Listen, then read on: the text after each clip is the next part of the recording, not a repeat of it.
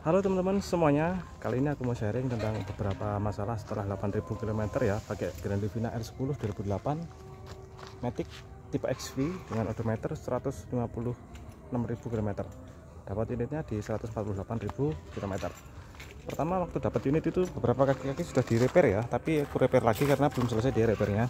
Jadi ada dua bushing kiri kanan yang belum diganti, bushing cross member dan bushing arm low arm. Itu aja yang diganti, kemarin habisnya 1,3. Sekalian ganti oli mesin dan apa ya kemarin ya, lupa tuh. Oh, kampas remnya habis, sekalian gue repaint jadi warna biru. Kayak racing. Oke, itu saja sih untuk bagian kaki-kaki, cuman itu aja. Terus bagian mesin ya, bagian mesin aku ganti koilnya karena setelah aku cuci koilnya ternyata karetnya sobek, jadi ada trouble di situ.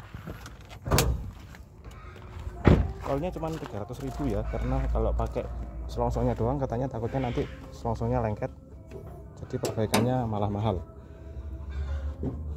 Jadi nggak berani lagi aku nyuci, takutnya nanti itu habis aku cuci kayak gitu. Terus kemudian di mesin cuma itu aja ya, aki sama aki kalau nggak salah baru beli juga, itu baru ganti aki itu 700 atau berapa ya, lupa aku. Sama oli mesin pakai top one HP Sport, dan ini bensinnya pakai Pertalite terus. Pas awal dapat sih kelitik ya, tapi sekarang kelitiknya udah hilang, entah kenapa kok bisa gitu. Jadi pakai teknik Italian tune ya, jadi sering digeber maka karbonnya hilang sendirinya. Jadi ini awal dapat kelitik, sekarang sudah nggak ada kelitik sama sekali. Terus dari depan ini sudah aku ganti body kit impul ya, jadi kayak gitu impul sudah aku bahas juga sih. Sampingnya kayak gitu, itu Air Master ya, yang belakang sendiri. Ini depan pakai repaint ya, aku repaint hitam. Terus kemudian yang dalamnya masih aku biarin, tapi aku ganti Bailet tipe Hakar 2,5 inch pakai slotnya Tiguan. Harganya 330.000, Tiguannya 65. Belum jasa ya.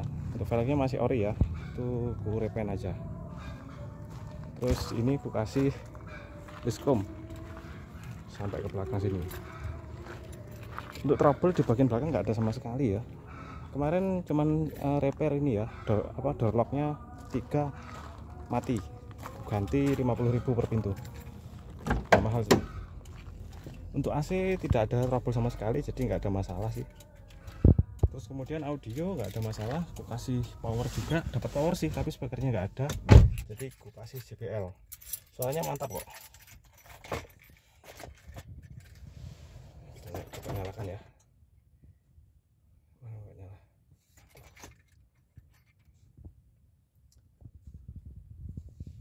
Lebih ini ada trouble lagi sih di sensor oksigen ya, kemarin sudah di scan sensor oksigen yang 2 bawah, harganya 300-an sih, belum aku ganti.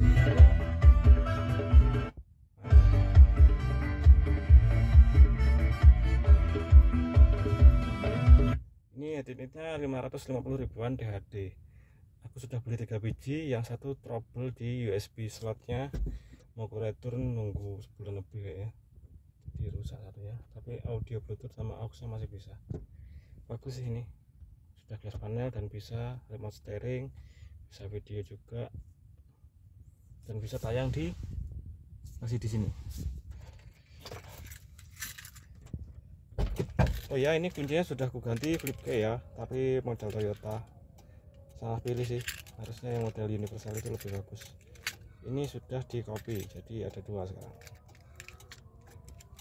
Modelnya bagus sih, saya punya Innova Reborn. Oke, untuk maticnya so far masih nggak ada masalah sama sekali ya, jadi masih responsif. Dan dia itu setelah saya pakai berkali-kali itu maticnya itu lemot, itu karena kaki kita lemot. Kalau kaki kita agresif, maticnya ikut agresif. Jadi ECU-nya itu bisa ngebaca pergerakan kakinya. Jadi kaki kita cepat, maticnya juga bisa cepat. Untuk RPM-nya ini agak tinggi dikit ya, tapi di learning gitu dia kembali normal. Mungkin gara-gara sensor oksigen, jadi di learning normalnya cuma beberapa bulan balik lagi agak tinggi. Kalau untuk kelistrikan power window segala macam semuanya normal ya, jadi tidak ada masalah. Termasuk di sini juga tidak ada masalah. Untuk kelipatan kursi juga nggak ada masalah. Untuk rattle-nya juga ada ya, cuma nggak tahu di titik mana. Intinya kalau jalan ada rattle-nya dikit. tapi untuk kaki-kaki sudah sangat senyap sekali dan teksturnya masih aman banget. Jadi itu aja sih penyakitnya. Kalau di area sini nggak ada masalah sama sekali. Ya ini salah satu alasan kenapa Livina-nya belum kujual ya, karena menurut saya mewah ini mobil sebenarnya. 3 baris dengan harga 75 jutaan yang worry free, nggak punya penyakit misterius kayak Honda gitu ya. Dan ini nyaman banget, termasuk kencang juga di kelasnya. Memang tidak sekencang Honda Jazz, tapi kalau dibanding Avanza ini lebih kencang jauh. Hal yang perlu dilihat dari Livina ini kenapa aku suka banget yaitu di suspensinya teman-teman. Suspensinya itu semuanya kita pasti impresif dengan suspensinya. Kenapa bisa seempuk itu? Jadi kecepatan tinggi itu sangat stabil dan nggak limbung, tapi entah kenapa di jalan rusak itu sangat empuk. Canggih sih, harusnya semua mobil itu suspensinya seperti dengan Livina ini. Padahal dia nggak terlalu tinggi juga sih, tapi entah kenapa bisa seempuk itu. Untuk performance mobil ini sebenarnya cuma 107 HP dengan torsi 143 Nm. Dengan bobot 1,3 ton jelas jauh lebih pelan ya daripada Honda Jazz. Tapi entah kenapa rasanya agak kencang. Pertama yang bikin dia bisa kencang, bisa 200 km/jam itu bahkan gigi tiganya itu bisa 170. Belum gigi empatnya, bisa 200 mungkin ya. Kayaknya bisa 200 memang. Tapi itu hanya di speedo ya teman-teman. Kalau kita compare dengan GPS ternyata agak ngepreng dikit. Jadi deviasinya itu 10% dan bertumbuh. Jadi ya mungkin 200-nya itu setelah 180. Ya memang lebih kencang sih daripada kompetitor. Untuk mobil 107 HP ini mungkin terkencang ya di kelasnya ya. Sedikit di atas Mobilio. Karena Mobilio ada limiter speed, sedangkan ini nggak ada limiter speed, jadi dia loss makin kencang. Yang bikin dia kencang juga itu karena bodinya itu lancip dan dia itu tipis dan panjang. Jadi dia ukurannya sama Jazz gitu ya, lebih kecil dari Avanza dan Mobilio. Jadi itu yang mungkin bikin dia tuh lebih kencang. Tapi bobotnya paling berat di kelasnya ya. Avanza 1 ton, ini 1,3 ton. Jauh ya. Makanya bandingnya itu mantap banget sih.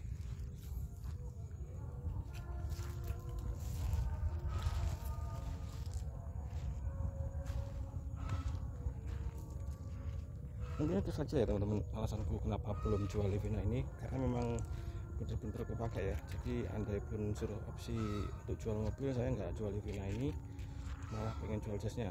Aku pecah jadi 2 lagi. Kalau ini kayaknya malah jadi mobil yang terus-menerus dipakai, karena dia itu memang agak boros sih, 10, 11, 12 gitu sih. Kalau Jazz kan bisa 13, 14, 15. Tapi kenyamanan sama kapasitasnya itu bagus ini, dan pajaknya itu murah, cuman 1,9 ya, 2 juta mungkin ya, 2 jutaan. Jadi mobil ini pun harganya juga dapatnya murah dan lagi pas sehat gitu sih. Jadi mobil ini menurut saya worth it dan nyaman kalau untuk dilepas. Sebabnya saya gak jual mobil ini, jadi sudah berhenti dulu jualan. Kalau pengen jualan malah pengen jual Jazznya, dipecah jadi 2 karena Jazznya itu mahal.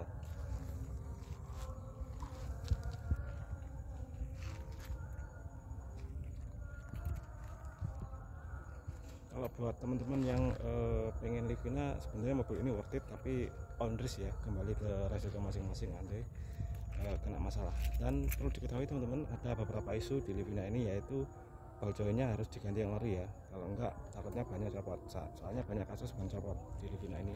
Terus kemudian ada isu kedua, yaitu mobil ini banyak yang kebakar, yaitu gara-gara ada ini ya, kalau menurut saya ada itu yang bikin kebakar, kayak peredam suara di belakang knalpot. Itu kalau sering kena air dan dia menyentuh knalpot dan terbakar, karena dia sangat mudah terbakar ya. Kalau dilepas ya ada sedikit suara ngorok kalau saat gaspol.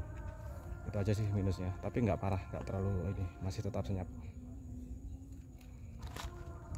Buat teman-teman kalau mau upgrade bodi depan, kalau menurut saya ini agak boring ya, memang sedikit beda dari standar, tapi saran saya mending diganti dengan tipe Autex atau HWS, itu lebih keren kayaknya. Ini aja aku udah bosan lihat ya, kayak gimana gitu sih.